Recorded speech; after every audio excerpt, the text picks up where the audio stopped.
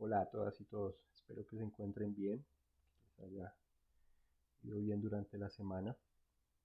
Eh, Este va a ser el primer material con el cual vamos a iniciar ya las discusiones pues propiamente dichas del curso con el que vamos a entrar en materia. Y pues en él vamos a tener nuestra primera aproximación a la obra, en este momento aún, a la obra de Marx.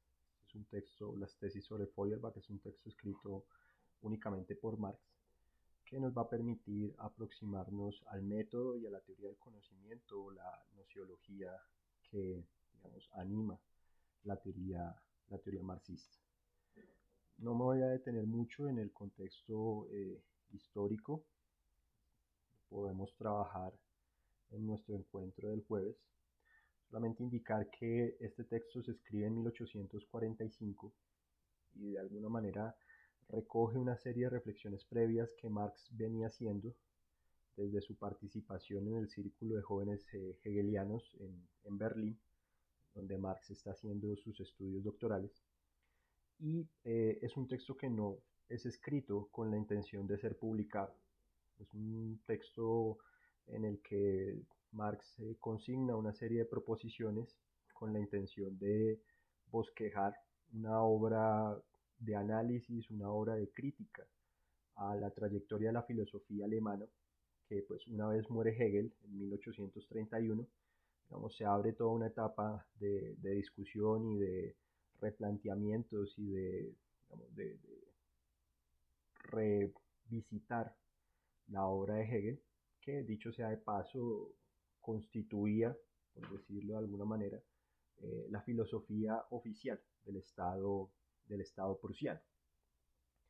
En ese sentido, pues digamos, todo este debate filosófico alrededor de la obra de Hegel, de sus alcances, de sus limitaciones, de eventuales ampliaciones a sus planteamientos, estará también inserto en un debate político muy intenso de la sociedad prusiana y del Estado prusiano, lo cual llevará a este círculo de jóvenes hegelianos, que es un grupo, digámoslo, extrainstitucional que en Berlín se reúnen permanentemente para revisar y para discutir la obra de Hegel y para, digamos, abrir a partir de allí nuevos horizontes de la filosofía de la época.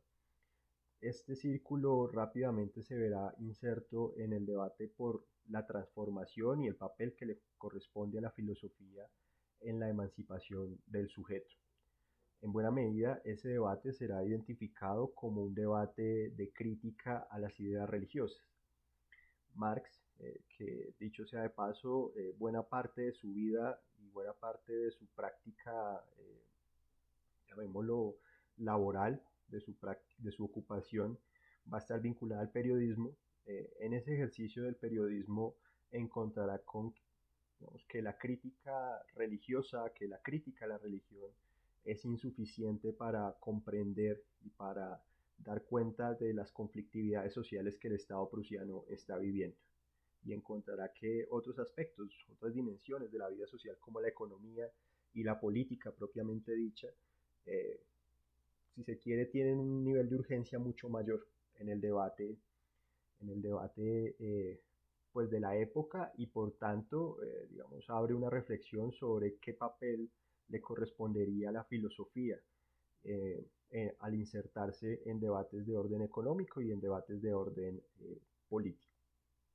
Este texto, como les estaba comentando, representa un bosquejo de un texto que posteriormente Marx, ya con Engels, ya encontrándose con Engels en 1848, dará origen a la ideología alemana, que es un texto en el cual ya con un nivel mayor de madurez y de elaboración, inclusive de mayor desarrollo de estas tesis, intentará pasar revista a las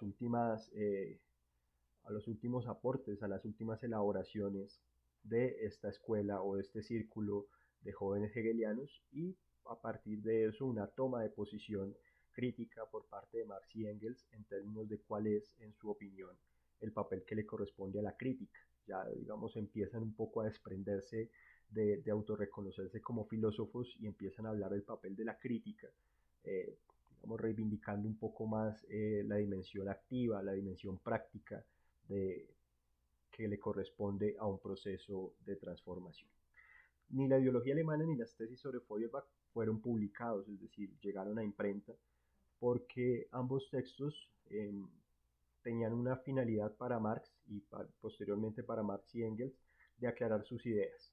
¿Sí? Es decir, no eran textos que estuviesen pensados para someter a la polémica pública, era más un ejercicio, si se quiere, académico propio, particular, privado de los autores. Y esto es importante mencionarlo porque tendrá que ver con la densidad de los documentos, de este documento que estamos trabajando y también de la ideología alemana. Pero también permitirá una aproximación, si se quiere, más genuina a lo que está en mente de Marx y de Engels en términos de cómo confeccionar, cómo ensamblar una perspectiva materialista, pero una perspectiva materialista que reivindique el papel del sujeto y que reivindique la práctica, la actividad humana como componentes de, una, de un sistema filosófico que no solamente se limite a la comprensión del mundo, sino que también reivindique la transformación del mismo por parte del sujeto. ¿Sí? Como, digamos, un aspecto importante es cómo se comprende la crítica. ¿Sí?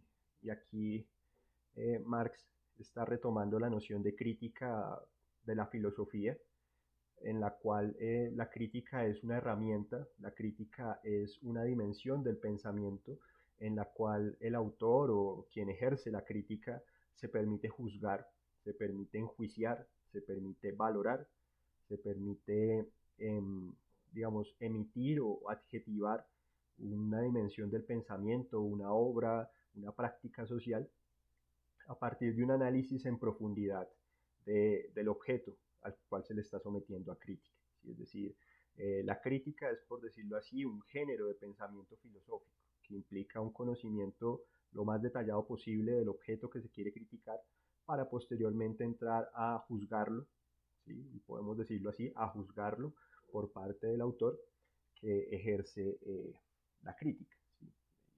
Digamos, el carácter con el cual Marx emprende esta reflexión.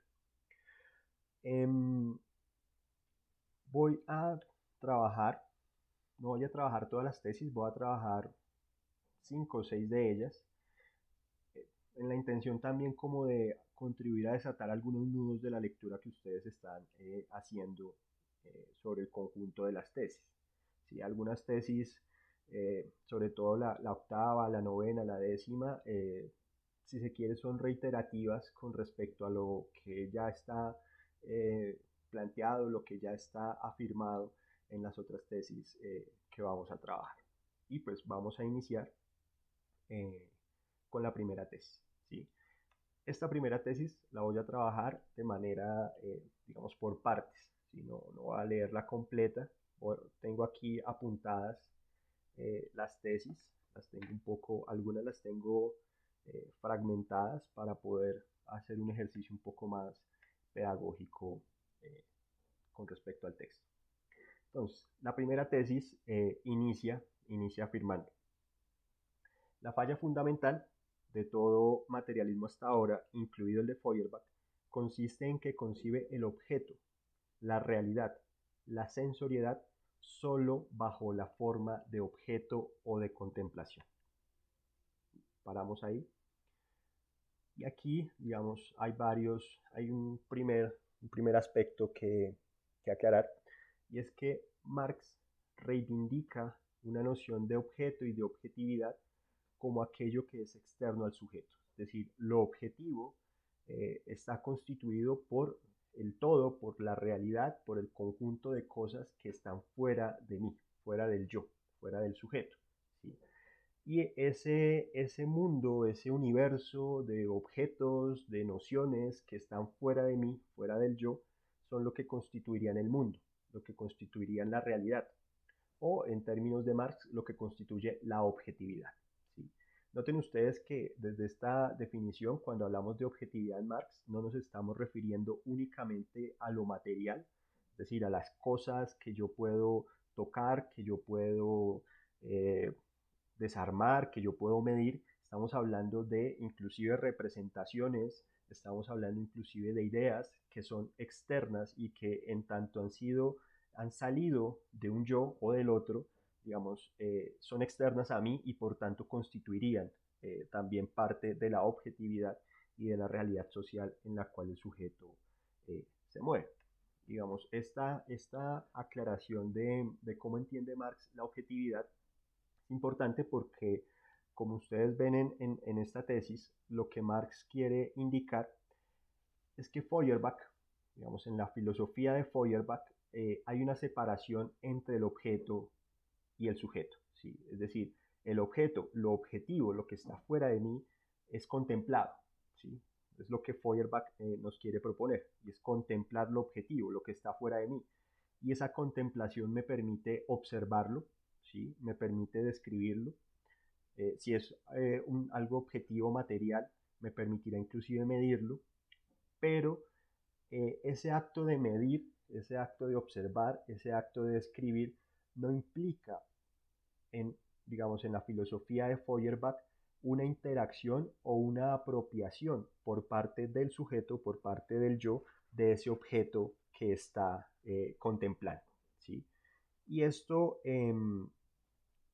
digamos, implica una limitación en el conocimiento, dirá Marx, en tanto yo solamente accedería, si asumimos la visión de Feuerbach de contemplar el objeto, eh, solamente podría acceder a lo que es exterior al objeto, es decir, a aquello que el objeto me deja ver, aquello que el objeto me deja percibir, pero no a aquello que está en el trasfondo, aquella ley interna, aquellas conexiones no aparentes que existirán entre las distintas cosas, entre los distintos objetos que constituyen la realidad, ¿sí? Es decir, yo no podría, reconociendo esa distancia que establece Feuerbach entre el sujeto y el objeto, yo no podría aprehender el objeto, no podría asimilarlo, no podría apropiarlo, no podría conocerlo internamente. Y, digamos, eso, en opinión de Marx, es una limitación del materialismo que propone Feuerbach, ¿sí? De allí que prosiga Marx planteando, cito el siguiente componente de la tesis, pero no como actividad sensorial humana, como praxis, subjetivamente. Y aquí, digamos, hay una reiteración, pero un avance con el primer componente que ya revisamos, y es que si solo contemplo, es decir, si mi acto de conocer es solamente la contemplación del objeto, yo no asumiría, o Feuerbach no asume esa contemplación como un acto, como una práctica del sujeto, ¿sí? Y Marx retoma una idea que viene de Hegel, ¿sí? Y es que la contemplación pura no existe, ¿sí? La contemplación presupone una actividad, y esa actividad es una actividad de orden sensorial o de orden sensible. Es decir, para poder contemplar, yo debo eh, percibir, yo debo aprender el objeto, aprender la realidad, y esa aprehensión del objeto, esa aprehensión de la realidad se da mediante los sentidos, ¿sí? Tengamos en cuenta algo, y es que aquí Marx, retomando a Hegel, está todavía en un nivel, o sea, creo que aquí ya podemos notar que Marx intenta llenar de contenido esa distancia entre objeto y sujeto, y digamos el primer aspecto que introduce en esa relación objeto-sujeto es la actividad sensorial, es decir, la percepción mediante los sentidos del objeto que, recordemos, está externo a mí, ¿sí? Pero bueno, digamos, en el caso de Hegel, esa actividad sensible no es determinante en la construcción de conocimiento, ¿sí? Porque en la opinión de Hegel, la determinación, el motor de la generación de conocimiento es la idea absoluta que se está desenvolviendo y que por sí misma se va, si se quiere, instalando y se va haciendo real, y de alguna manera es externa al sujeto, es externa al objeto, es una suerte de demiurgo de lo real, que tiene una existencia suprasensible, mientras que Marx digamos, estará planteando una perspectiva diferente y es que el origen del conocimiento estará anclado a, claro, la objetividad, ¿sí? Lo externo a mí, pero que en la actividad sensorial yo la aprendo, yo la percibo, yo la apropio y en ese acto de percibir, en ese acto de apropiar mediante los sentidos la objetividad, empieza a emerger, ahí sí ya en un nivel mental, ¿sí? Notemos la distinción sensorial mental. Primero percibo actividad sensible, posteriormente sobre esa actividad sensible yo proceso mentalmente esa percepción y al procesar mentalmente esa percepción construyo un concepto de esa cosa que estaba allí afuera. ¿Sí?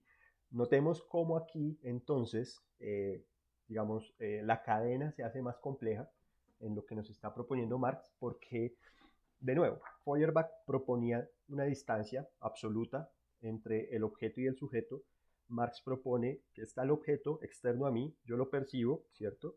Lo proceso, es decir, doy lugar a un concepto y, eh, digamos, en este ejercicio estoy reivindicando la percepción o lo que Marx llama la actividad sensorial humana como un acto, ¿sí? Como un verbo, algo que para Feuerbach, digamos, no tiene lugar. ¿Sí? Para Feuerbach la percepción o la actividad sensorial no es un verbo, no es algo que define a lo humano, le es indiferente, mientras que Marx sí pondrá un acento en esta dimensión o en esta actividad sensorial humana. Pero además esto también está dando cuenta de una teoría del conocimiento en Marx, en tanto eso que está allí externo a mí, una vez percibido, una vez mentalizado, conceptuado, ha quedado o se ha internalizado en mí. Es decir, ha dado lugar o ha sido subjetivado. ¿Sí? ¿Qué es la subjetividad? La subjetividad es aquello interno al sujeto. ¿Sí? Es aquello que está en mí y en especial que está en mi pensamiento. ¿Sí? Entonces, noten ustedes cómo aquí Marx ya ha intentado, ya nos está sugiriendo que no hay una distancia absoluta o una negación absoluta entre la objetividad y la subjetividad, sino que hay una relación dialéctica, es decir, de mutua transformación, de mutua dependencia entre la objetividad y la subjetividad, o entre los objetos o el mundo de los objetos y el mundo del sujeto. Y esa relación se establece por la bisagra que permite que el sujeto en su actividad sensorial humana perciba el objeto y al percibirlo empieza a internarlo y a conceptuarlo, es decir, convierte un reflejo empobrecido del objeto, lo convierte en concepto. ¿Sí? Entonces, subjetiva la objetividad. ¿Sí? Esto es, digamos, un poco digamos, zigzagueante, sinuoso en la reflexión, pero, digamos, es la complejidad propia de esta teoría del conocimiento que Marx nos empieza a plantear. ¿Sí? Entonces, bueno, una última cosa que es importante, que es también un matiz clave en Marx, es que Marx no dejará de reconocer que ese concepto que yo he construido del objeto, que ha pasado por la actividad sensorial humana, no es el objeto en sí mismo. ¿Sí? Es una imagen empobrecida, es una reducción que me permite asimilarlo, que me permite entenderlo, ¿sí? Pero no es como tal el objeto. ¿Sí? ¿Y por qué es importante que, digamos, esta distinción o este matiz? Porque permite un lugar a la ciencia, permite un lugar a la verdad, permite un lugar a la comprobación, al contraste. Es decir, mi imagen, mi concepto de la cosa puede ser incorrecto. ¿Sí? Y puede ser incorrecto en tanto mi imagen de la cosa no es la cosa como tal. ¿Sí?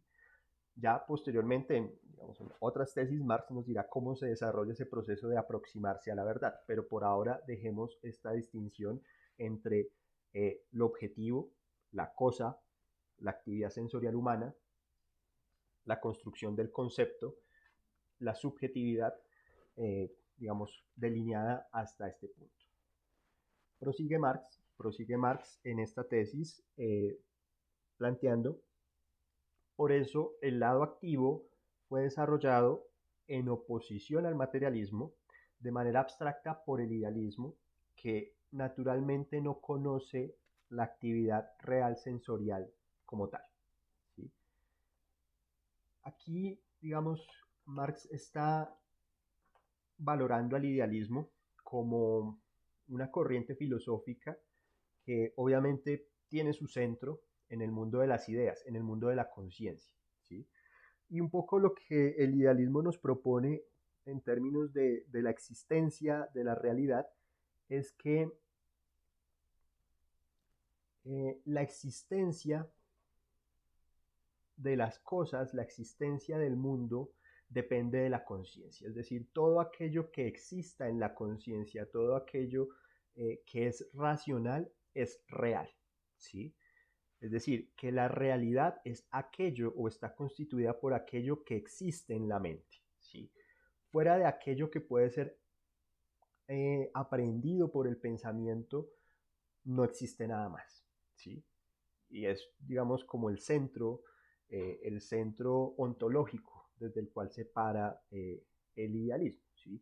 Hegel, a propósito de esto, Hegel, que es, digamos, un autor cumbre del idealismo y que además es como el referente alrededor del cual Marx se está moviendo, de la escuela idealista, Hegel planteaba que todo lo real es racional y todo lo racional es real.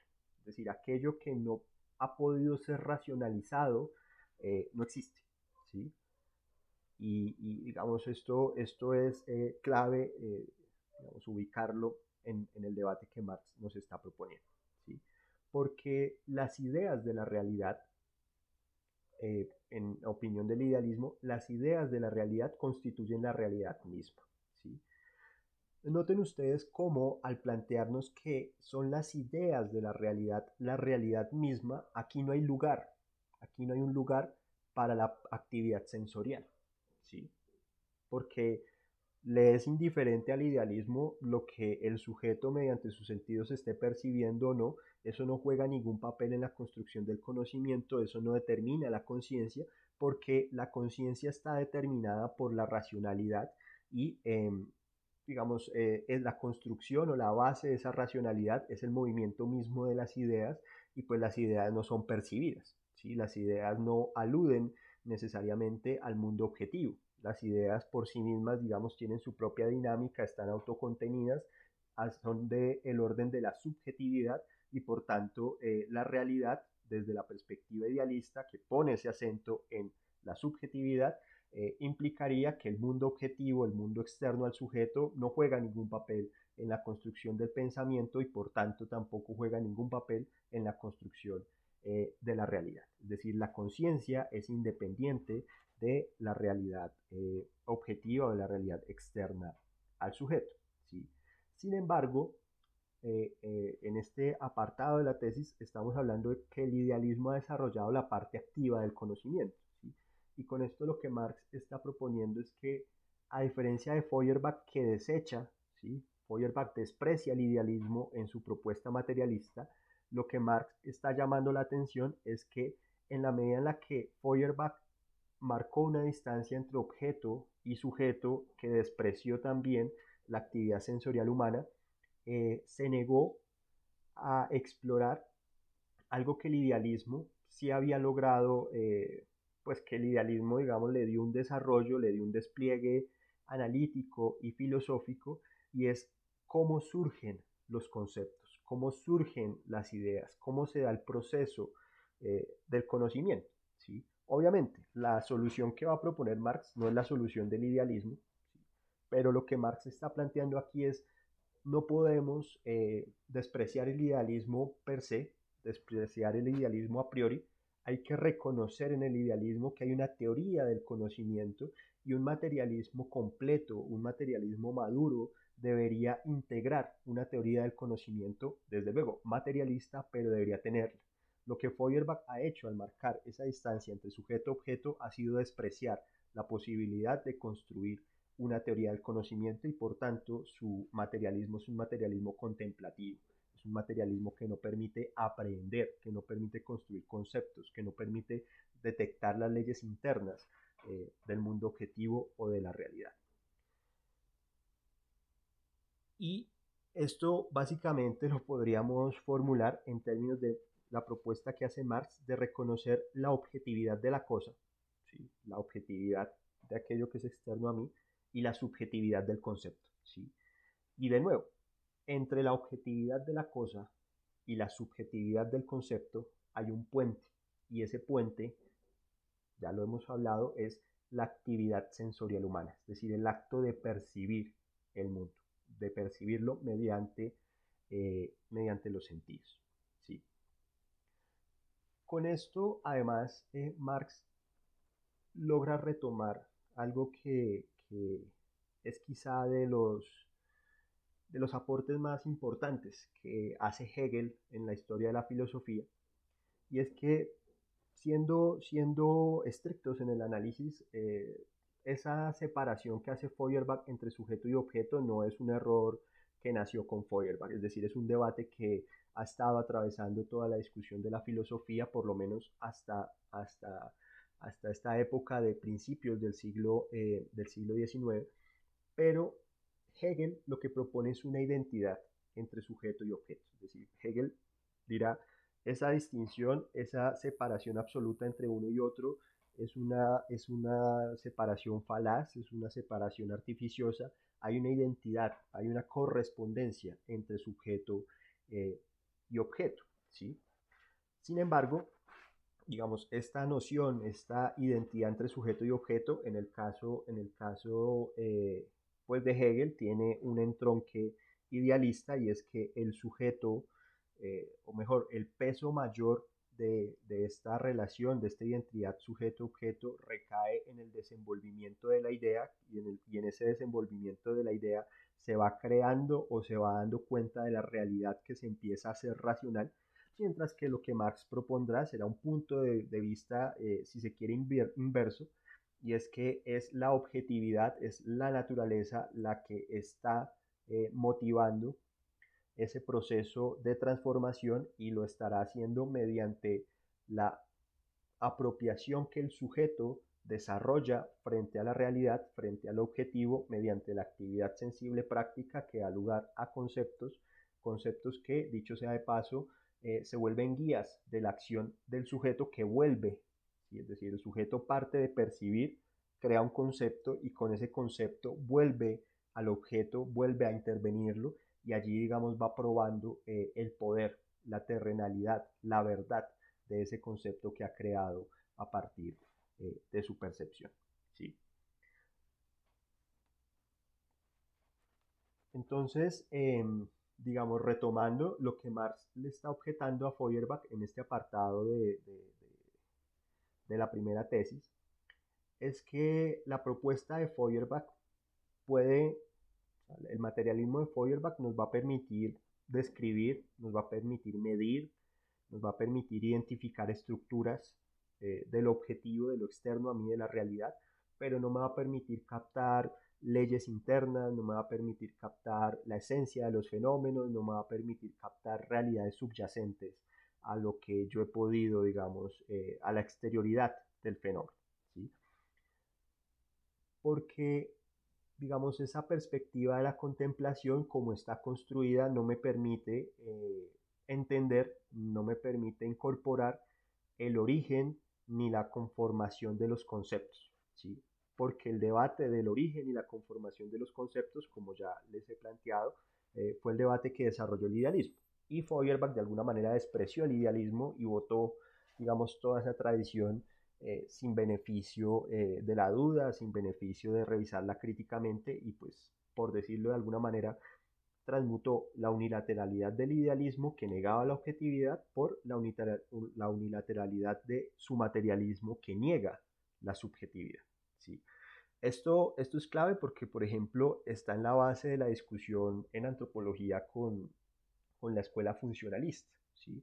Cuando ustedes ven la obra de Malinowski, cuando ustedes ven la obra de Radcliffe Brown, van a encontrar con que pues, es una obra de un nivel, una teoría de un nivel empírico, ¿sí? Es decir, cuando nos plantean que hay una emergencia de instituciones que cumplen determinadas funciones y que hay unas funciones primarias, unas funciones secundarias, pues realmente eso está en un nivel analítico, descriptivo, inicial. Pero, por ejemplo, noten ustedes, y eso ustedes ya lo habrán trabajado, que el gran debate del funcionalismo y del estructural funcionalismo es que no puede explicar el cambio social, porque la imagen que construye el funcionalismo y el estructural funcionalismo de las sociedades es la imagen de un conjunto de instituciones que funcionan de manera armónica. ¿Sí? Todas las instituciones tienen una función y se integran para satisfacer las necesidades del grupo. Y si eso es así, y si la sociedad funciona de una manera armónica, la pregunta es ¿por qué cambia la sociedad? ¿Sí? Y esa pregunta, dicho sea de paso, Malinowski, Radcliffe Brown nunca pudieron resolverla. Intentaron, Malinowski escribió varios memorandos sobre cómo comprender el cambio social desde la perspectiva funcionalista, pero lo cierto es que, digamos, es poco satisfactoria la solución que propone Malinowski. ¿Por qué? Porque retomando esta primera tesis de Marx, eh, digamos, esta perspectiva, y podríamos decir que el funcionalismo y el estructural funcionalismo son expresiones del materialismo que se quedan limitadas a captar la exterioridad del objetivo, ¿sí? A describirla, a medirla, a dar cuenta de ella, pero en la medida en la que se niegan la posibilidad de construir el concepto de integrar la subjetividad en el análisis, pues no pueden, digamos, encontrar aspectos que están detrás de esa evidencia, detrás de esa exterioridad, que son aspectos además que serían los que nos van a permitir entender las dinámicas de cambio social, que como les he dicho, en el caso del funcionalismo quedaron allí, quedaron en stand-by y no lograron ser aprendidas. ¿Sí? Y esto tiene que ver, voy a aprovechar para, digamos, introducir otra distinción clave, y es la distinción entre el fenómeno y la esencia. ¿Sí? Esto es una sugestión también clásica en filosofía. Marx la retoma sobre todo de la última formulación que hace Hegel de la distinción entre el fenómeno y la esencia, en la cual podemos entender el fenómeno como la manifestación del objeto, una manifestación de la realidad, mientras que la esencia es una realidad subyacente, es una ley de trasfondo que anima el movimiento del fenómeno. Me explico. Nosotros podemos, por ejemplo, hablar del Estado, ¿sí? Del Estado moderno, y cuando hablamos del Estado moderno, muy seguramente se nos vienen a la mente una serie de imágenes. ¿Sí? Puede ser, no sé, la Plaza de Bolívar con el Palacio de Justicia, el Congreso de la República, la Casa de Nariño, es decir, la Plaza de Bolívar como ese lugar en el cual hay un edificio que representa eh, el aparato judicial, otro edificio, o bueno, un conjunto de edificios que representan el aparato legislativo, otro edificio que representa el aparato, el poder ejecutivo, que son, digamos, los tres poderes públicos que componen el Estado. Si esa puede ser, digamos, nuestra primera imagen.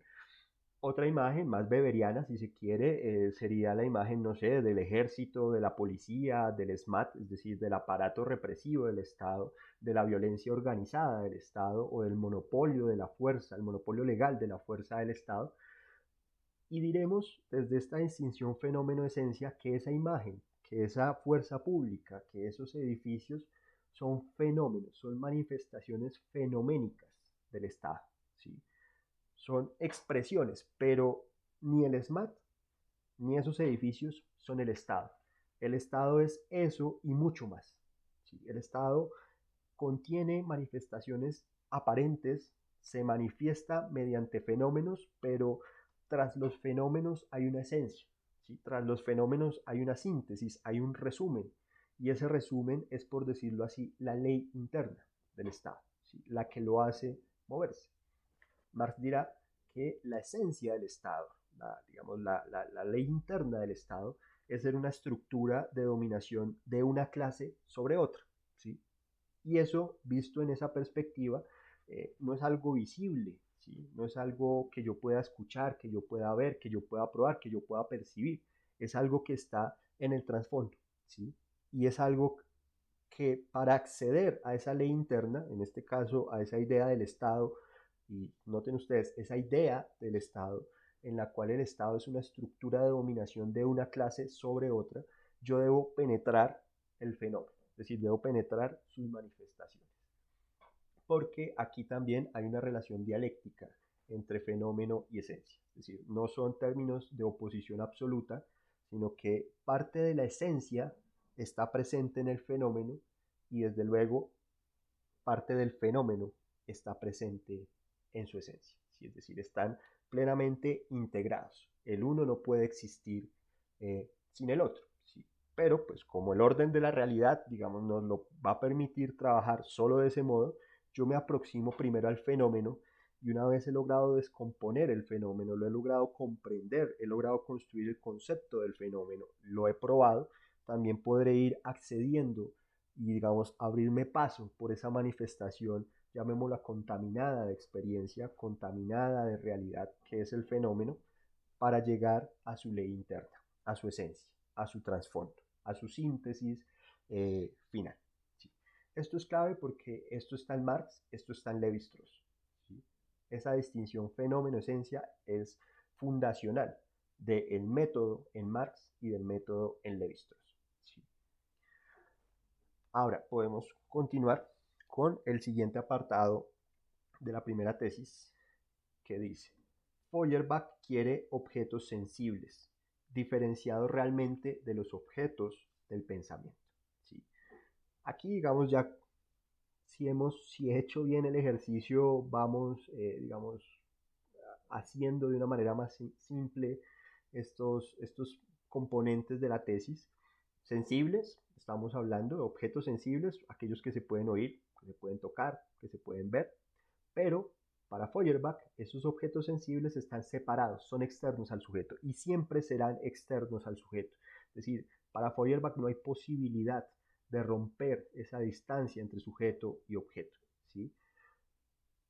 Y esos objetos externos están contaminados, para decirlo de alguna manera.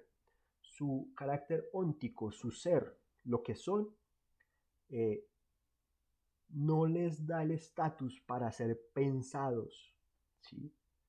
Mientras que los objetos del pensamiento, las ideas que para Feuerbach están ligadas al hombre, y el hombre en mayúscula, es decir, el hombre genérico, están ligadas al espíritu, también en genérico, esos objetos del pensamiento, ese hombre, ese espíritu, ese único, esos sí son dignos, ¿sí? Sí son dignos de ser pensados. ¿Sí? Eso es, digamos, la implicación que tiene esa distancia que Feuerbach trazó entre sujeto y objeto. Hay dos órdenes de realidad, un orden de realidad objetiva que, no que me amerita apenas ser contemplada y descrita, y hay un orden de realidad del pensamiento, del espíritu, de los grandes temas, que es el espíritu, el hombre, ¿sí? La historia, la filosofía, la verdad. Esos son los temas, digamos, que a Feuerbach le interesan. Esos son los temas específicamente humanos, en opinión de Feuerbach. Marx está objetando esa idea, ¿sí? Porque, digamos, lo veremos adelante, eh, digamos, lo que para Marx constituye lo específicamente humano no es el pensamiento, ¿sí? No son esos grandes temas. Del mismo modo que esos grandes temas no están separados de la realidad, no están separados de la objetividad. Todo lo contrario, están preñados, dirá Marx, están preñados de contradicción, están preñados de materialidad y de experiencia. Prosigue la tesis. Seguimos aún en la tesis 1, pero él no conoce la actividad humana como actividad objetivada. ¿Quién? Feuerbach. Feuerbach entonces no conoce la actividad humana como actividad objetivada. ¿Sí? Y aquí, digamos, podemos regresar a esa secuencia que les he venido planteando, que es un poco mecanicista, pero para efectos pedagógicos nos es útil, y tenemos la objetividad, ¿cierto? Externa a mí, la actividad sensorial mediante la cual yo empiezo a interactuar con la objetividad, que me permite pasar de lo sensorial a lo mental, es decir, al concepto, ¿sí? Hasta ahí vamos. Ahora vamos a tener el concepto en nuestra cabeza y vamos con ese concepto a regresar, a volver a empezar el proceso volviendo al objeto, ¿sí? Es decir, no es un proceso lineal, es un proceso, de nuevo, dialéctico. Yo parto de la objetividad, percibo la objetividad, construyo un concepto de la objetividad y con ese concepto vuelvo a intervenir la objetividad y vuelve a iniciar el proceso. ¿Sí? Ese concepto, valga la pena reiterarlo, no surgió espontáneamente. ¿Sí? Esa es la diferencia capital con el idealismo. El concepto no surgió de la nada, no surgió en mi mente por sí mismo, no, surgió a partir de mi interacción con la actividad, con el objeto, con la objetividad. ¿Sí? Y esto, digamos, a lo que nos está aludiendo son por decirlo así, cuatro grandes implicaciones que empiezan a desprenderse y que constituyen la médula de la teoría del conocimiento, de la nociología de Marx. ¿Sí? Allí está, lo primero, se percibe, se piensa y se actúa sobre el objeto. ¿Sí? Es decir, el objeto nunca podemos perderlo de vista. Se percibe, se piensa, se actúa sobre el sujeto. Pero vean ustedes que estoy utilizando la expresión se percibe, se piensa, se actúa. Es decir, el, el mediador, el centro de ese percibir, de ese pensar y de ese actuar sobre el objeto es el sujeto, porque es el sujeto el que percibe, el que piensa y el que actúa sobre el objeto. ¿Sí? Es decir, aquí de nuevo están abigarrados los dos dimensiones de la realidad, sujeto, objeto, subjetividad, objetividad. ¿Sí? La acción, la práctica, se orienta, se guía por lo pensado, por el objeto, por lo pensado, por el concepto. De nuevo, nunca perdamos de vista, ese concepto no salió de la nada, ese concepto en Marx viene desde el objeto, pero la acción, la práctica, en este punto, la práctica está guiada, está orientada, está inspirada por el concepto que yo he construido del objeto. ¿Sí? Ahora, ese concepto tiene como base, como origen, lo que fue percibido, ¿sí? Y la base, la fuente de esa percepción, pues es la objetividad, es decir, lo que está externo a mí. Y eso significa, o digamos esto, la consecuencia de esto es que cuando yo voy a hacer el acto sobre el objeto, estoy objetivando, es decir, estoy haciendo externo a mí la subjetividad. ¿Sí? Me explico. Cuando yo construí el concepto, subjetivé, interné en mí, en el yo, el objeto. Y lo interné mediante un concepto que es un reflejo empobrecido de ese objeto. Cuando yo actúo, es decir, cuando yo regreso y actúo sobre el objeto, estoy sacando de mí esa subjetividad. Estoy sacando de mí ese concepto y lo estoy sacando de mí convertido en un acto. Y cuando ese acto se hace público, al convertirse en público se hace objetivo. ¿Por qué se hace objetivo? Porque sale de mí, es externo. Otra persona que ve el acto que yo ejerzo sobre el objeto, para esa otra persona ese acto es parte de la objetividad. ¿Por qué? Porque ese acto que otra persona está viendo, que yo estoy haciendo, pues lo está percibiendo. Es externo a ella. Pero también yo lo estoy externalizando de mí, lo estoy sacando de mí, lo estoy sacando de mi mente y lo estoy llevando a la realidad. Cuando yo lo saco de mi mente y lo llevo a la realidad, estoy objetivando. Pero como estaba en mi mente, era subjetividad. Entonces decimos que objetivamos la subjetividad, ¿sí? Objetivamos el concepto, lo hacemos eh, realidad. ¿Sí?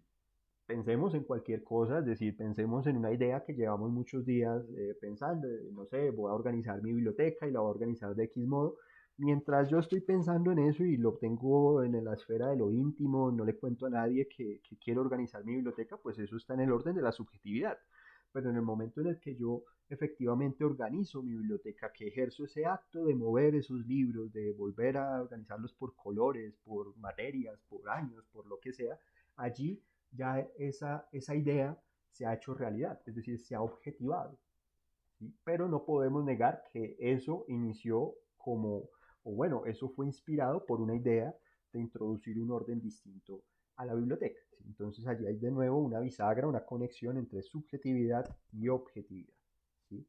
Ahora, cuando Marx está criticándole a Feuerbach, o mejor, en eso consiste la crítica que Marx le está haciendo a Feuerbach. De nuevo, son consecuencias de su separación del sujeto y del objeto y de su negación de la actividad sensorial como constitutiva del conocimiento y del concepto. Y es que entonces Marx dice, la actividad humana es actividad objetivada. ¿Sí? Es decir, o podríamos decir, la actividad humana, la acción humana es subjetividad, subjetividad objetivada. ¿Sí? Subjetividad que sale del sujeto y se convierte en constitutiva de la realidad. ¿Sí? Prosigue, prosigue la tesis planteando lo siguiente. ¿Sí? Por eso, otra consecuencia, por eso examina en la esencia del cristianismo solo la relación teórica como la verdaderamente humana. ¿Sí? Volvamos entonces a lo que íbamos en la parte anterior, y es que entonces para Feuerbach, por su concepción, por esa distancia que establece entre sujeto y objeto, la actividad humana no la puede concebir como actividad objetivada, no le puede reconocer a ella conocimiento implícito en la acción y por tanto, digamos, separa el mundo de la práctica del mundo del pensamiento. ¿Sí? Y esto es clave porque, como Feuerbach, en la esencia del cristianismo, nos propone que es la dimensión teórica, es decir, es el debate del espíritu, es el debate del hombre, eh, digamos, es el pensamiento, el pensar puro, lo constitutivo del ser humano, lo constitutivo del sujeto. Feuerbach aquí nos está proponiendo entonces una antropología, y es una antropología en la cual el sujeto se caracteriza por su actividad espiritual, por su actividad mental, por su actividad de pensar. Eso es lo específicamente humano de Feuerbach. ¿Sí? La acción, lo que Marx denominará posteriormente praxis, no es constitutiva, no es digna de lo humano, ¿sí? eh, porque pues a Feuerbach no le interesa aquello que guía la acción. ¿Sí?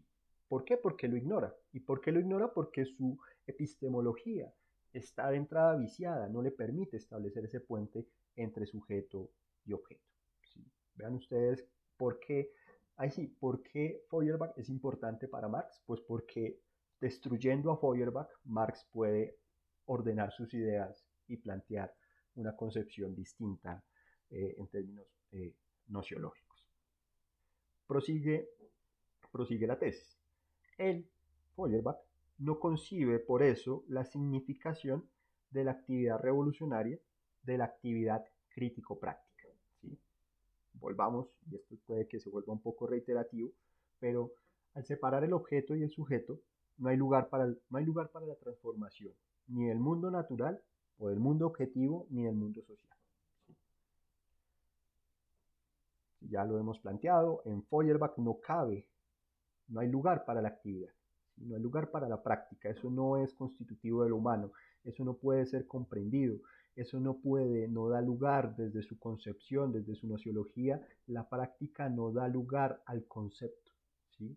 Y si la práctica no da lugar al concepto en la concepción de Feuerbach, entonces en la concepción de Feuerbach no podremos entender lo que Marx llama actividad revolucionaria o actividad crítico-práctica. Y aquí es importante indicar que cuando Marx acá está hablando de actividad revolucionaria, está hablando de actividad que intenta superar el orden existente, actividad que intenta transformar. Aquí Marx todavía no está hablando de revolución política, de revolución social, todavía no está hablando de comunismo, todavía no está hablando de socialismo. Estamos aún en, digamos, en un pensamiento de Marx en el que inclusive Marx dirá, digamos, en esta época, Marx dirá que el socialismo le parece mera especulación, inclusive en algunos textos en los que él como director de la Gaceta Renana afirmará que eso del comunismo con él no va mucho, ¿sí? Es decir, todavía estamos con un Marx eh, intelectual, académico, que no está aún metido en las esferas del activismo, de la militancia política. Entonces, intentar entender esta idea de actividad revolucionaria como actividad militante o actividad comunista, pues sería por lo menos un desacierto histórico en términos de leer el contexto en el que Marx está proponiendo estas tesis, ¿sí? Lo que Marx está indicando es que la concepción de Feuerbach no permite entender y no permite incorporar el significado que tiene la actividad social, la actividad práctica de transformación social, de transformación natural, como parte de lo que constituye el mundo, ¿sí? Y desde esta perspectiva, por ejemplo, con Feuerbach no podríamos, con el sistema filosófico de Feuerbach, no podríamos explicar, no podríamos ni siquiera identificar procesos como la urbanización en el Neolítico, el surgimiento de los cacicazgos, el surgimiento de los estados primarios. Nada de eso podríamos describirlo, ¿sí? Podríamos decir, mire, hubo un cambio, ¿sí?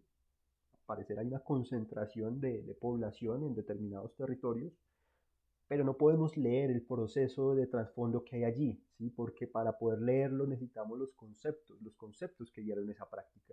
Y los conceptos que guiaron esa práctica pueden ser la necesidad de control de recursos, una división sexo-edad, ¿sí? La necesidad de la centralización política, la emergencia de una burocracia, la construcción de una filosofía, ¿sí? Eso, digamos, en Feuerbach, en su sistema, no podemos llegar a ese punto, ¿sí? Y con, digamos, este ejemplo de la urbanización en el Neolítico, el surgimiento de los estados primarios, lo que quiero es ilustrar cómo el materialismo de Feuerbach está castrado para poder comprender la historia. E inclusive estaría castrado, pese a que haya una antropología, esa antropología no nos permitiría por lo menos hacer la antropología que hacemos hoy día.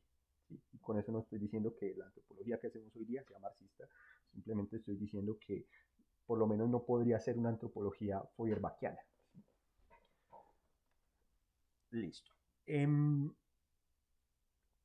Una última cosa, a propósito, se me iba escapando, es que esa actividad eh, crítico-práctica, esa actividad de transformación,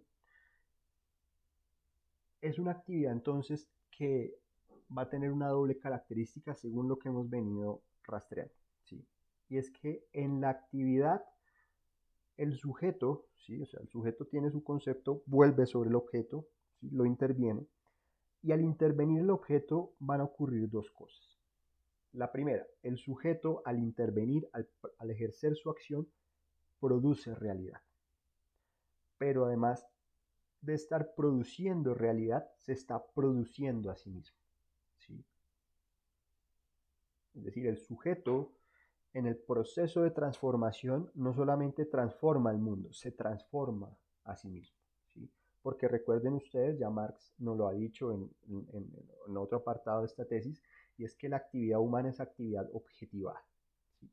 Y ese proceso de objetivar la subjetividad es un proceso permanente de transformación, ¿sí?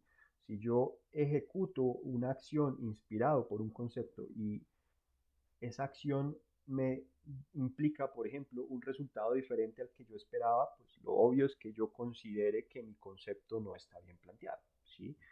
Claro, yo puedo no formularlo en esos términos, pero si yo, no sé, si yo sembré coco en el páramo y el coco en el páramo pues digamos, no emergió, no germinó, pues probablemente yo me preguntaré qué pasó para que esa palma de coco no me creciera en el páramo, ¿sí? No necesariamente me voy a sentar a leer a Feuerbach, ni a Marx, ni a Hegel para intentar entender el asunto, pero digamos en la práctica, en los hechos, es lo que probablemente ocurre, ¿sí? Y eso puede derivar en que yo empiece a buscar otro tipo de alternativas, ¿sí? De pronto sembrarlo de una manera distinta, pero no volvió a germinar, ¿cierto? Y así, digamos, ¿sí? Voy refinando mi concepto, pero en ese refinar mi concepto yo también me voy transformando como sujeto y asimismo voy transformando la realidad, ¿sí? Es decir, hay una lógica, si se quiere, de ensayo y error que constituye o que es constitutiva de la transformación de la realidad y de la transformación del sujeto, ¿sí?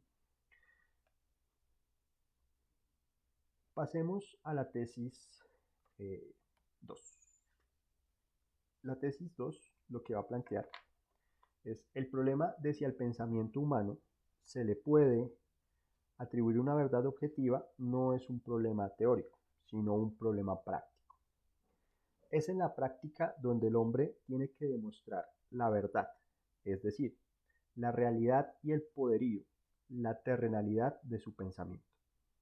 El litigio sobre la realidad o irrealidad de un pensamiento que se aísla de la práctica es un problema puramente escolástico. Y con esto, digamos, Marx se inserta de nuevo en un debate que es un debate típico del idealismo, pero se insertará después de haber tomado una posición materialista, y es el debate de la teoría y de la verdad. ¿Sí?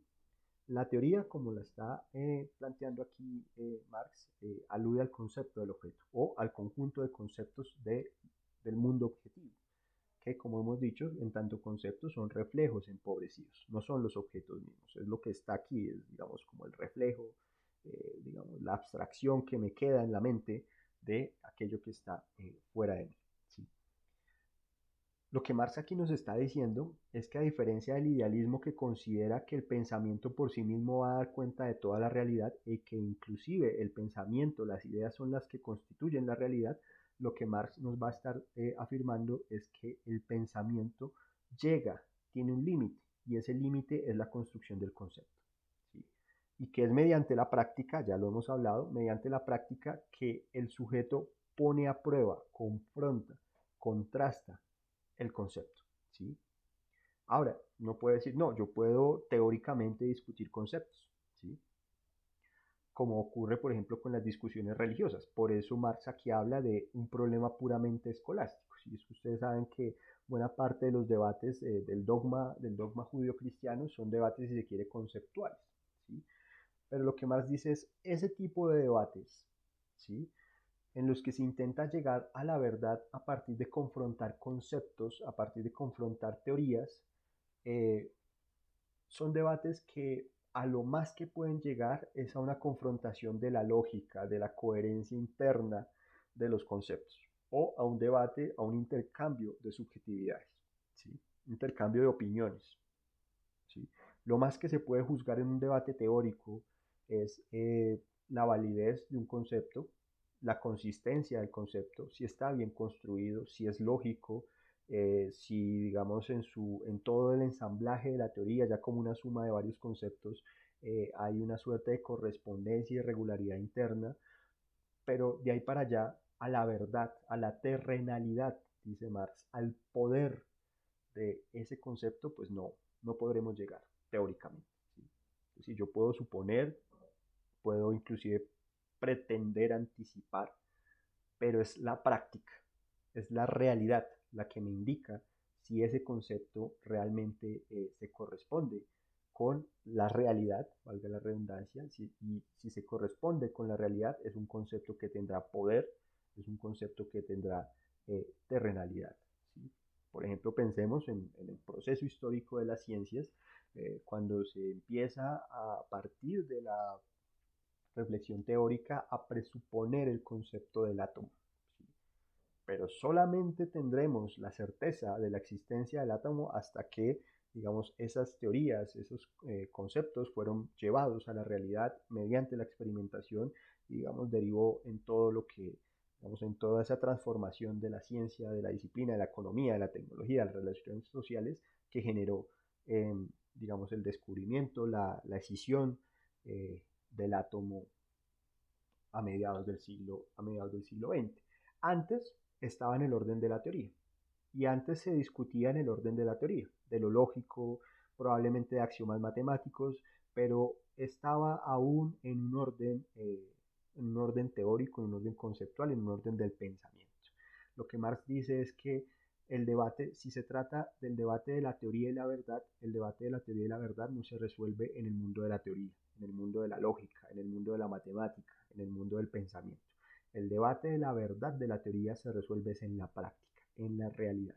Es allí donde el concepto tiene que demostrar que funciona, que se corresponde, que permite transformar o que permite reproducir una práctica. De otro modo, digamos, es una discusión, dice Marx, escolástica, es decir, para ponerlo de alguna manera, si se quiere, un debate intelectual muy estimulante, pero pues, sin mayores implicaciones en el mundo. ¿Sí?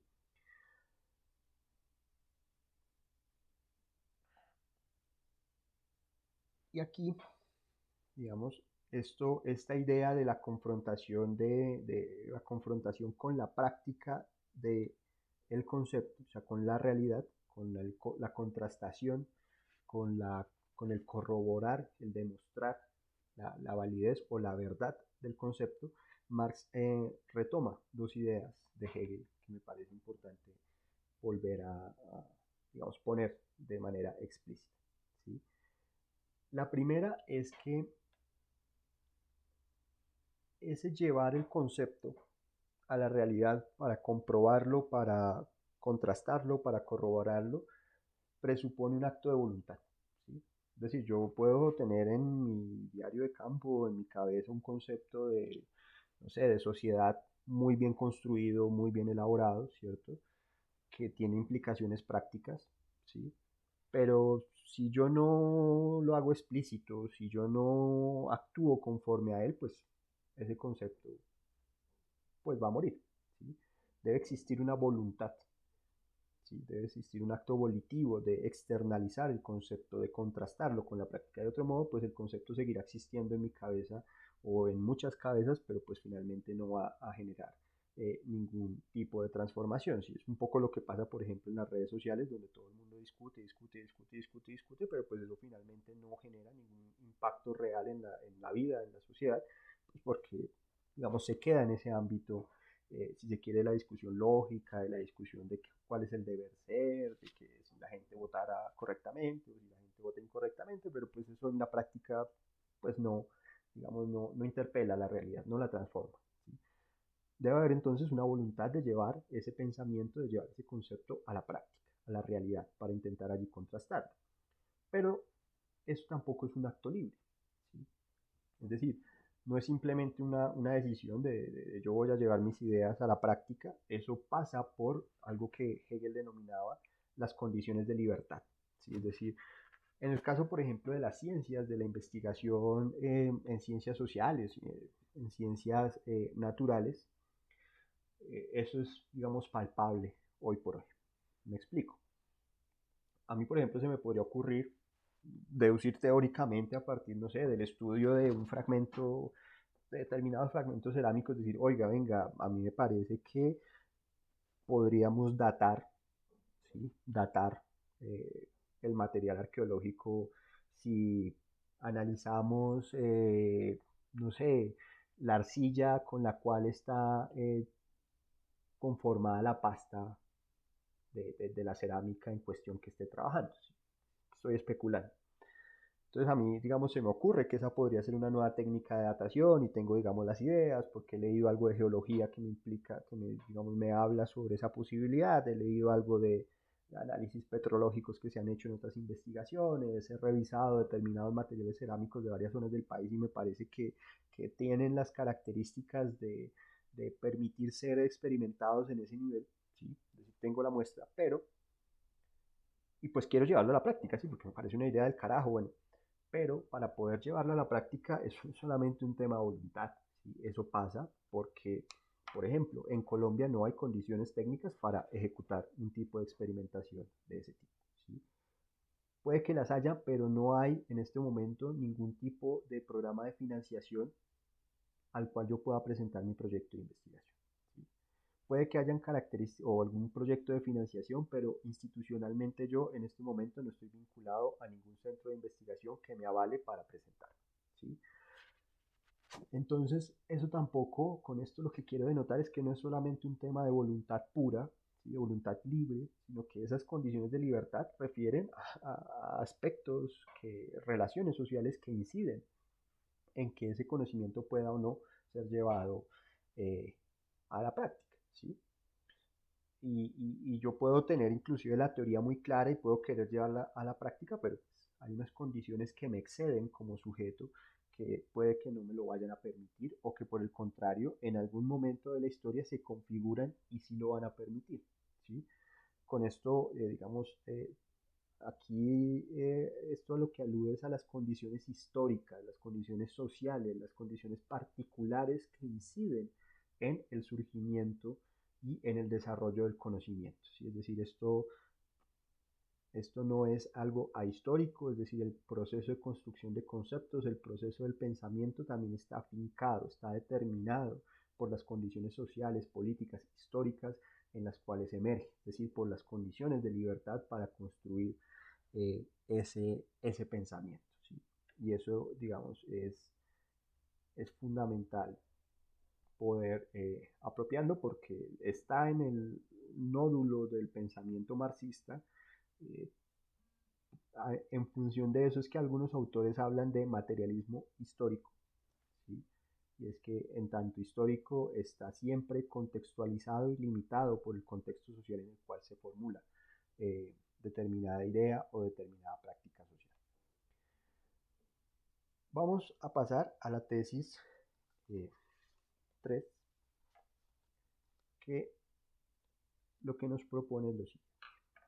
Abro comillas, la teoría materialista de que los hombres son productos de las circunstancias y de la educación y de que, por tanto, los hombres modificados son producto de circunstancias distintas y de una educación modificada, olvida que son los hombres, precisamente, los que hacen que cambien las circunstancias y que el propio educador necesita ser educado. Conduce, pues, forzosamente a la división de la sociedad en dos partes, una de las cuales está por encima de la otra. La coincidencia de la modificación de las circunstancias y de la actividad humana solo puede concebirse y entenderse racionalmente como práctica revolucionaria. Aquí, digamos, continuando con lo que miramos de la segunda tesis, Marx reivindica el lugar del sujeto en todo este proceso. ¿Sí? Es decir, el sujeto no es algo pasivo con respecto a, como nos lo decía el idealismo, ¿no?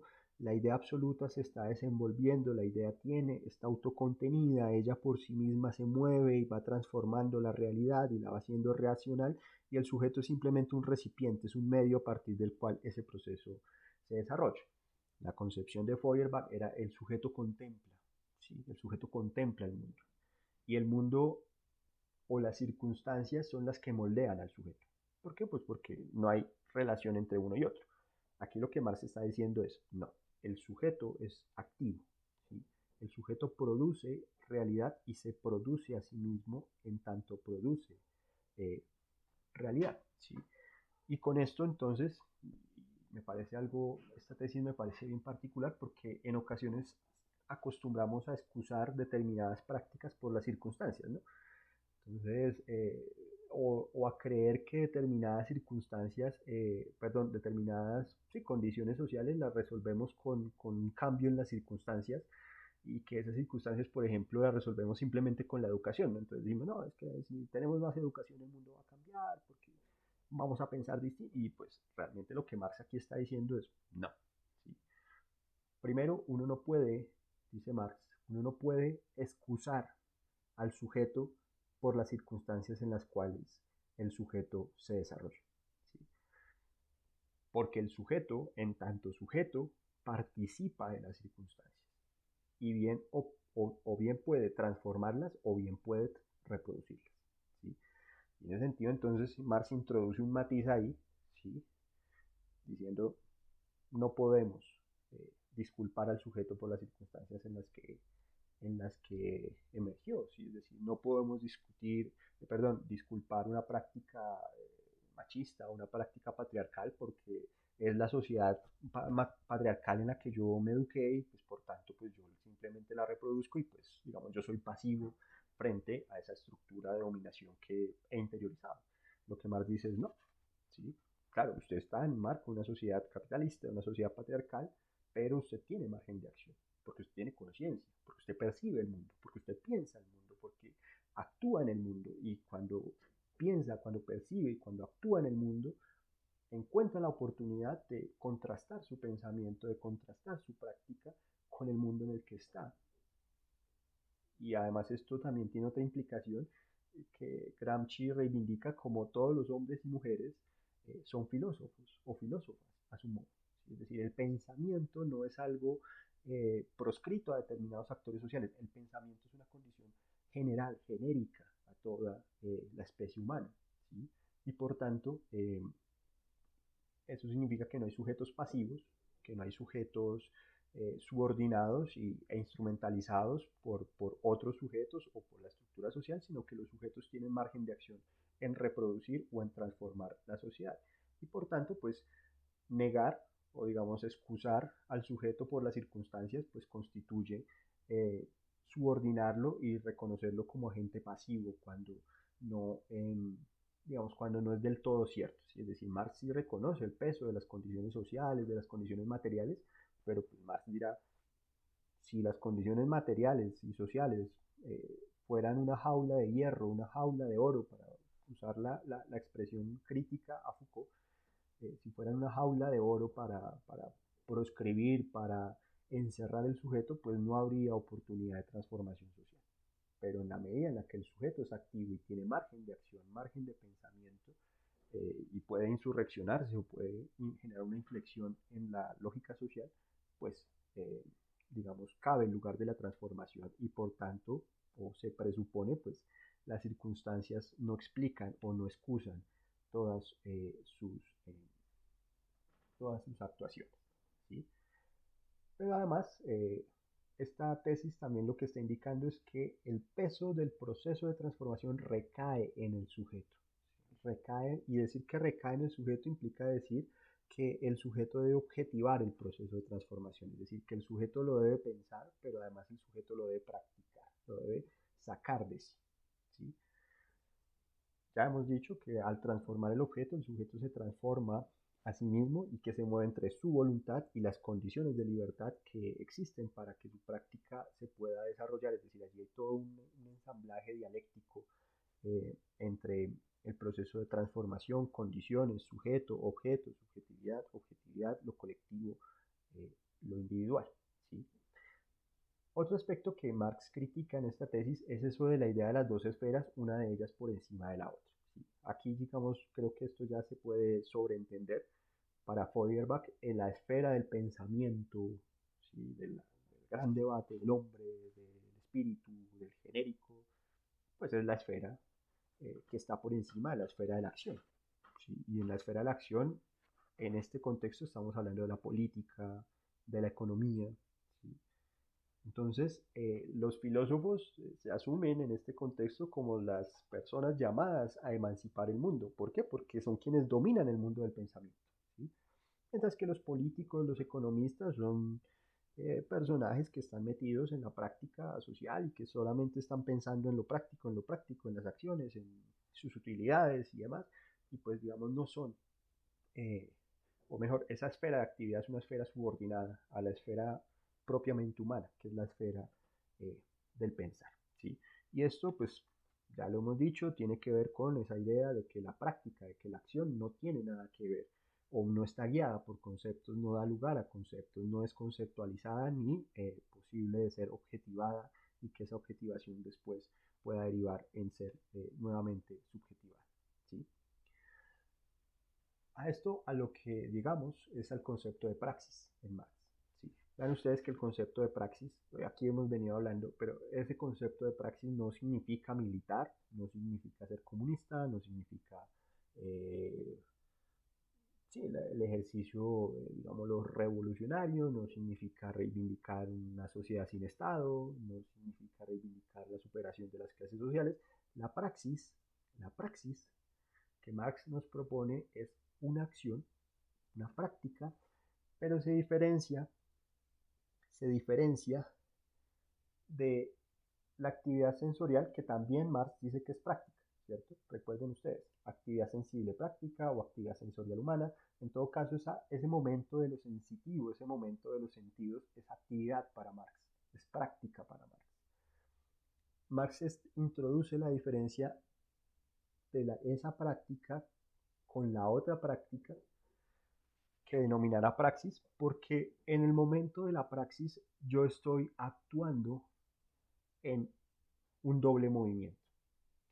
Primer movimiento, estoy actuando conforme a un concepto, conforme a un pensamiento que precede mi acción. ¿Sí? Ya lo hemos dicho. En el momento de la percepción, en el momento de lo sensitivo, en el momento donde quienes están practicando son mis sentidos, yo puedo prescindir de un concepto, ¿sí? Pero aquí no, en la praxis no. En la praxis ya está el concepto. El concepto está allí, tras la acción. Puede que sea explícito o no, ¿sí? Y esto aquí voy a traer un ejemplo de Levi-Strauss. Yo puedo ignorar las reglas de la lengua, pero cuando me comunico, cuando hago uso de la lengua, estoy poniéndolas en práctica, ¿sí? Yo puedo ignorar la sintaxis, yo puedo ignorar la fonética, ni siquiera puedo ignorar ni siquiera que existe tal cosa, ¿sí? Pero cuando yo hablo, estoy haciendo uso de esas reglas, ¿sí? Es decir, las estoy usando de manera inconsciente, pero las estoy usando, ¿sí?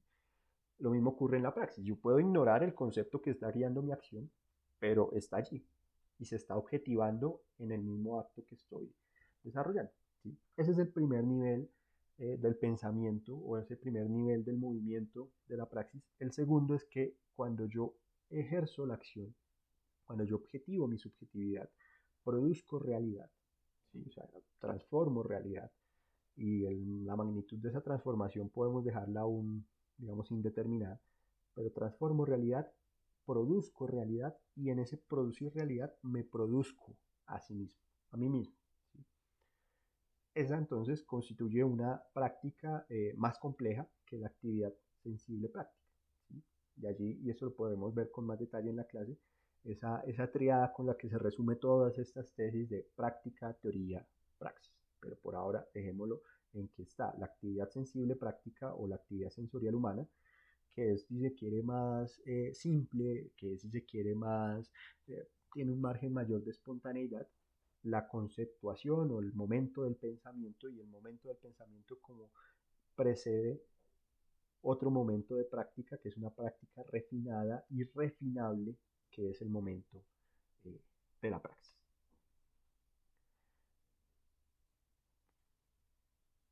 Bueno, vamos entonces a pasar a la tesis 4. Aquí voy a intentar ya ser un poco más puntual para, para no extenderme tanto, porque pues este tema es un poquito denso y pues tampoco quiero aburrirles. Listo. Bueno, entonces tenemos la tesis 4. Dice, Feuerbach arranca de la autoenajenación religiosa, el desdoblamiento del mundo en un mundo religioso, imaginario y otro real. Su cometido consiste en disolver el mundo religioso, reduciéndolo a su base terrenal. No advierte que, después de realizada esta labor, queda por hacer lo principal. En efecto, el que la base terrenal se separe de sí misma y se plasme en las nubes como reino independiente, solo puede explicarse por el propio desgarramiento y la contradicción de esta base terrenal consigo misma. Por lo tanto, lo primero que hay que hacer es comprender esta en su contradicción y luego revolucionarla prácticamente eliminando la contradicción. Por consiguiente, después de descubrir verbigracia en la familia terrenal, el secreto de la Sagrada Familia, hay que criticar teóricamente y revolucionar prácticamente aquello. Volvemos. Entonces, Feuerbach, metido en el gran mundo de la religión, del pensamiento, del espíritu, del hombre en mayúsculas, eh, como materialista quiere explicar el mundo religioso a través del mundo terrenal, es decir, volverlo a conectar. Feuerbach dirá, ese mundo religioso allá, independiente del Dios omnipotente, el Dios omnipresente, ese mundo debe tener una base terrenal. Y lo que Feuerbach va a proponer es que ese mundo religioso es la proyección de ideales humanos elevados a categorías absolutas. Es decir, la imagen de Dios es la imagen del hombre perfecto.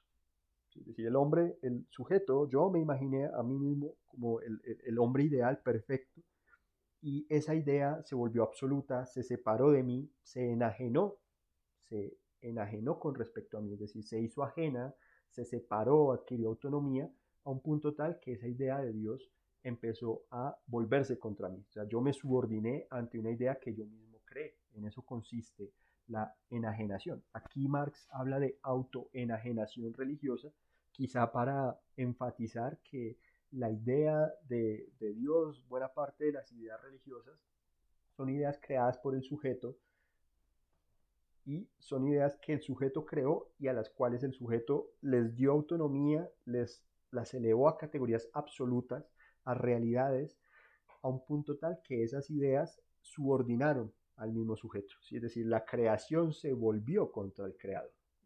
Quizá en ese sentido habla del autoenajenación.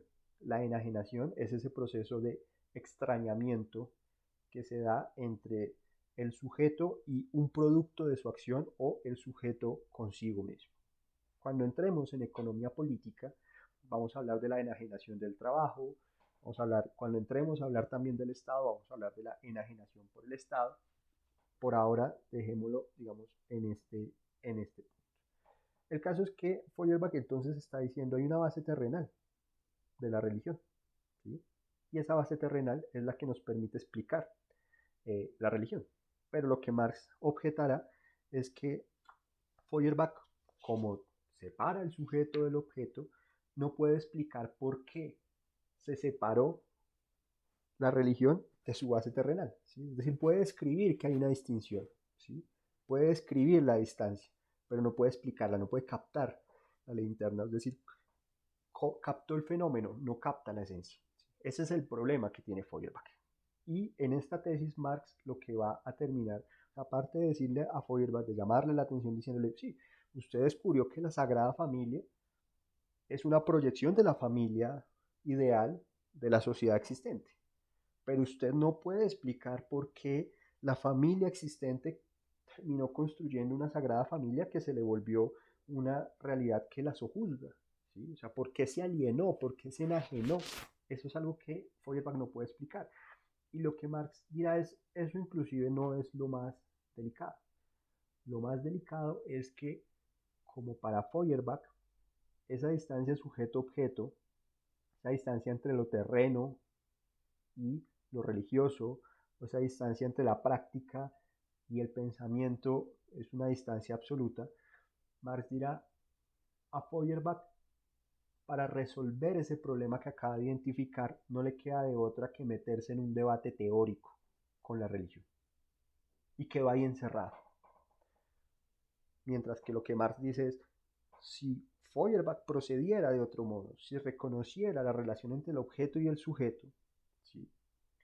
Quizá habría podido ubicar que primero explicarnos por qué el mundo terrenal generó el mundo religioso y el mundo religioso después se separó del mundo terrenal. O sea, por cómo se dio la enajenación. Pero, o sea, ese sería el primer elemento. Segundo elemento, una vez explicada esa enajenación, cómo procedió la enajenación, podríamos asumir que la base del mundo religioso es el mundo terrenal. Segunda proposición. Tercera proposición.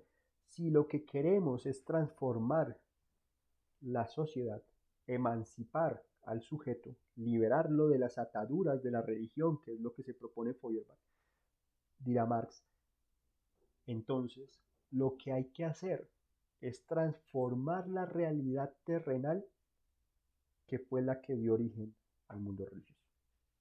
Ese es el punto al que quiere llegar Marx en esta tesis. Mientras que lo que Feuerbach hace es que se queda limitado al mundo religioso y debatiendo en el mundo religioso e intentando transformar el mundo religioso para intentar romper las ataduras de la sociedad, del sujeto social, ¿sí? Y es, digamos, ese el aspecto que Marx le va a criticar. Tesis 5 dice, Feuerbach, no contento con el pensamiento abstracto, apela a la contemplación sensorial, pero no concibe la sensorialidad como una actividad sensorial humana práctica, ¿sí? Es decir, en Feuerbach, pues cuando Feuerbach habla de contemplación, cabe un lugar para la sensorialidad, pero eso no es em, digamos, no lo contempla como una actividad, ¿sí? Para Feuerbach hay una distancia, ya lo hemos dicho, eh, entre el objeto y el sujeto que piensa el objeto, ¿sí? Es una distancia insalvable que no puede resolver y que pues lo lleva a estas implicaciones. Tesis 6. Creo que de ahí me va a saltar hasta la tesis 11. Tesis 6. Feuerbach disuelve la esencia religiosa en la esencia humana. Pero la esencia humana no es algo abstracto e inherente a cada individuo. Es en su realidad un conjunto de relaciones sociales. Feuerbach, que no se ocupa de la crítica de esta esencia real, se ve por tanto obligado a dos cosas. Uno, hacer abstracción de la trayectoria histórica, enfocando para sí el sentimiento religioso y presuponiendo un individuo humano abstracto, aislado. 2.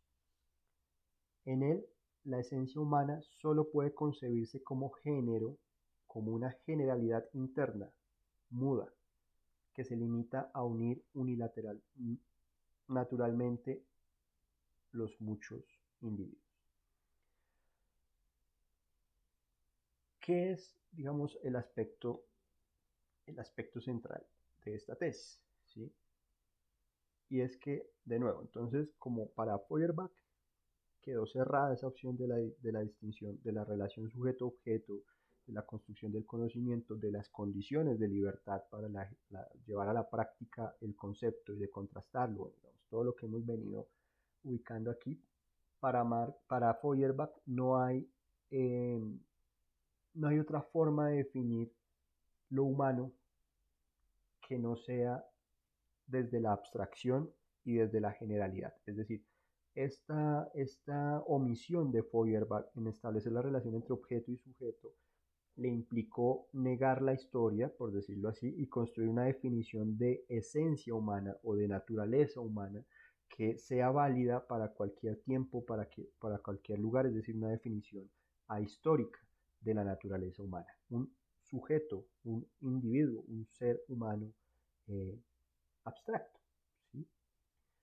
Y lo que Marx objeta es que no existe una naturaleza humana abstracta, ni una naturaleza humana, digámoslo, natural, normalizada. Que por el contrario, la naturaleza humana siempre estará vinculada a el momento y el contexto histórico en el cual estamos. ¿Sí? Porque esa naturaleza humana, dirá Marx, está determinada por las relaciones sociales que constituyen al sujeto. ¿Sí? Y esas relaciones sociales son distintas de acuerdo al contexto histórico en el que nos estamos moviendo. Es decir, las relaciones sociales en el contexto del feudalismo son diferentes a las relaciones sociales en el contexto del capitalismo. ¿Sí? En el feudalismo, por ejemplo, no existían eh, trabajadores asalariados.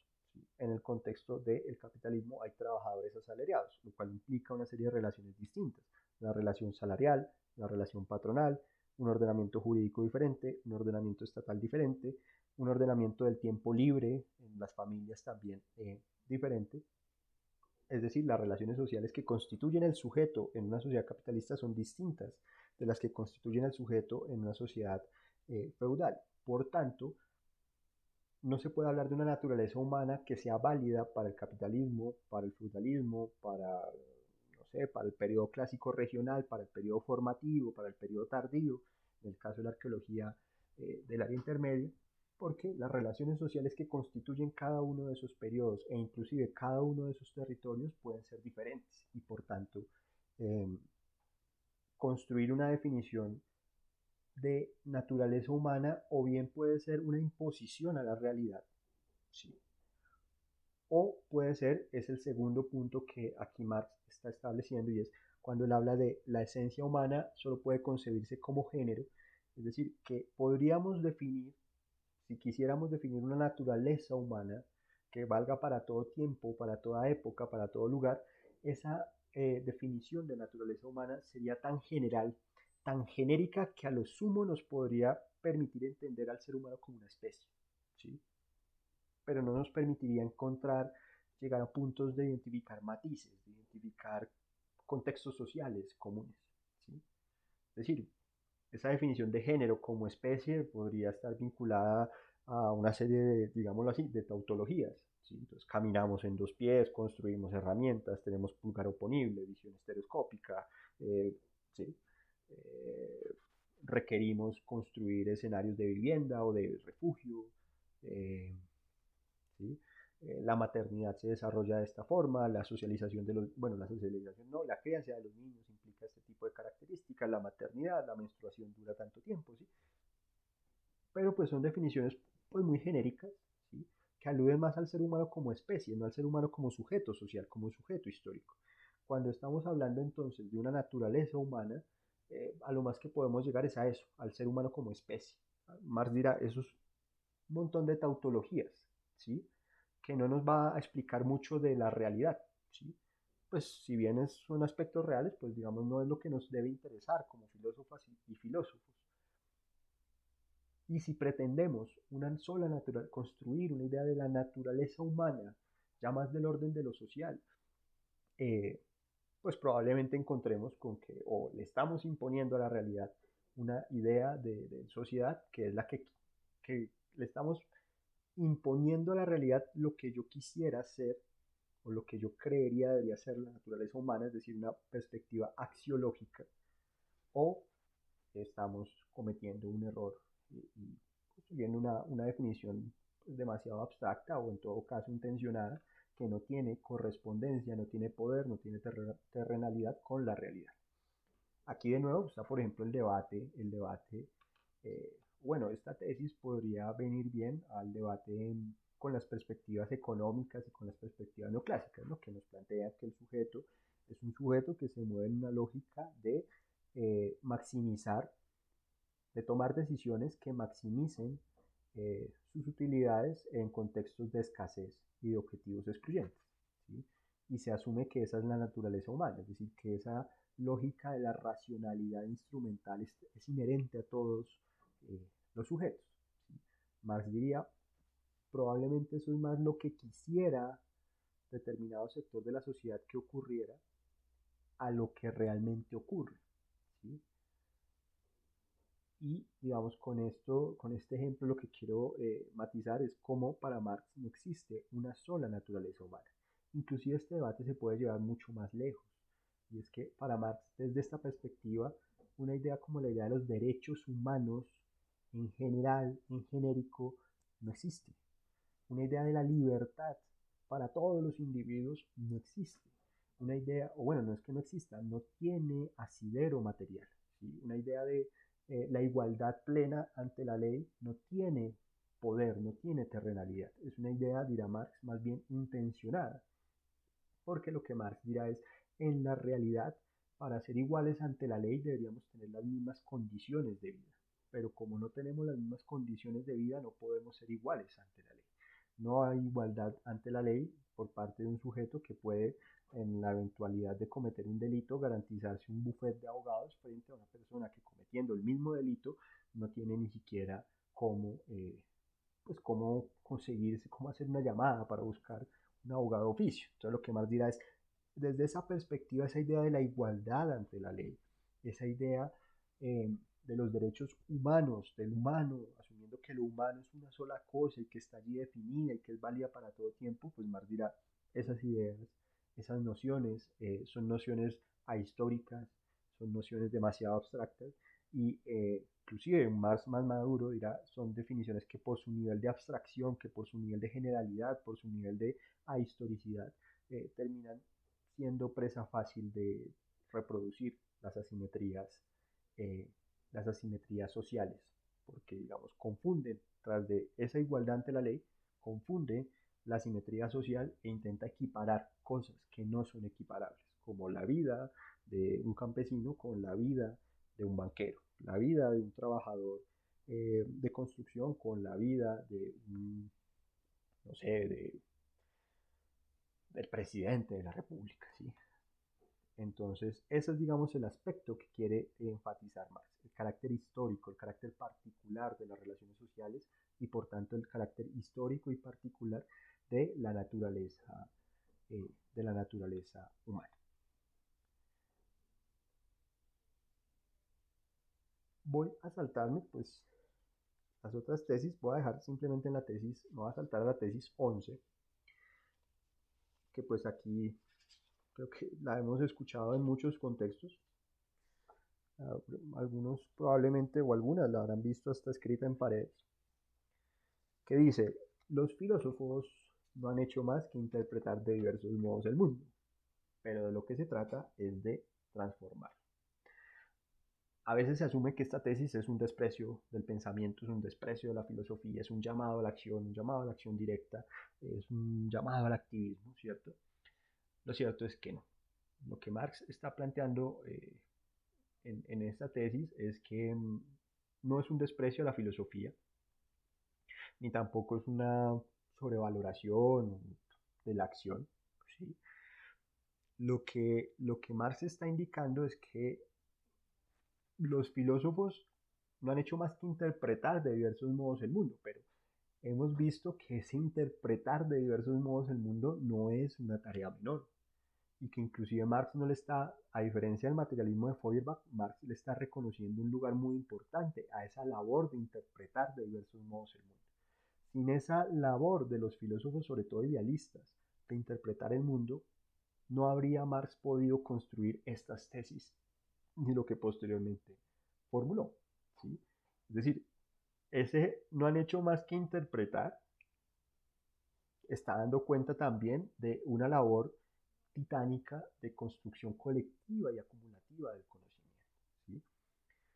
De lo que se trata es de transformarlo, y cuando Marx plantea que se trata de transformarlo, lo que está proponiendo es la síntesis, es decir, la superación de esa etapa de comprensión del mundo, cómo dar el paso adelante, cómo superar esa etapa. Y esa superación de la etapa de la comprensión consistiría en entrar a la etapa de la transformación, es decir, de volver sobre los objetos de pensamiento para transformarlos, ¿sí? Eso es básicamente la práctica, digamos, el sentido que Marx quiere poner en esa tesis. Que, dicho de otro modo,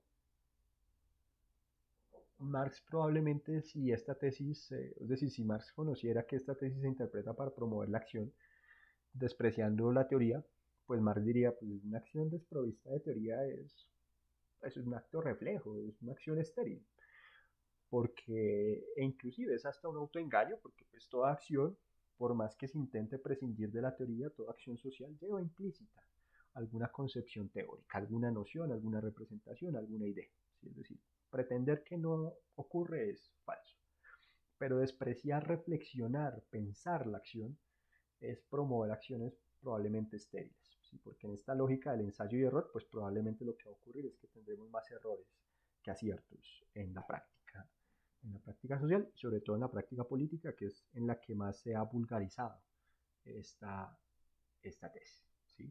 Lo que Marx propone es que debe haber una síntesis entre pensamiento y transformación, y que esa unidad, esa identidad sujeto-objeto, esa identidad subjetividad-objetividad, esa identidad pensamiento-acción es inherente a la práctica social, y que pretender romperla solamente puede llevarnos a equívocos, es decir, a no poder identificar la verdad, en la terrenalidad, el poder de nuestros conceptos en la práctica, y por tanto no poder transformar las condiciones o las circunstancias en las cuales el sujeto se mueve. Pero además, cuando Marx llama a dar ese paso a transformarlo, Marx también está volviendo al punto de partida de todas estas tesis, y es que los filósofos en ese esfuerzo de interpretar el mundo se han circunscrito al debate religioso, al debate del espíritu, al debate del hombre, al debate de las abstracciones. Cuando Marx dice se trata de transformarlo, está diciendo hay que dar un paso como filósofos, y realmente son muy pocas las filósofas de la época, pero como filósofos hay que dar un paso a insertarnos en las prácticas, en el mundo sucio de la práctica. Y el mundo sucio de la práctica es el mundo de la política, es el mundo de la economía. Es decir, lo que Marx también está intentando llamar es a romper con el debate, o digamos con esa burbuja de discusión filosófica vinculada plenamente a la religión, romper esa burbuja y que la filosofía pueda ir a realizarse, a objetivarse en la política y en la economía, ¿sí? Eso es un poco el, el, el, el cambio de énfasis, el cambio de lente que Marx está proponiendo, ¿sí? Y que, dicho sea de paso, son los otros dos componentes de la teoría marxista, ¿sí? Una es la filosofía clásica alemana, que aquí la hemos intentado bosquejar un poco, pues por lo menos entender cuál es la posición de Marx en todo este debate filosófico. Dos, la economía política inglesa. Y tres, el socialismo francés. ¿Sí? Es decir, en Marx hay una conjunción, perdón, entre filosofía, economía política y socialismo o teoría política socialista francesa. ¿Sí? Dejo por acá para no extender más el material. Espero que les haya sido de utilidad.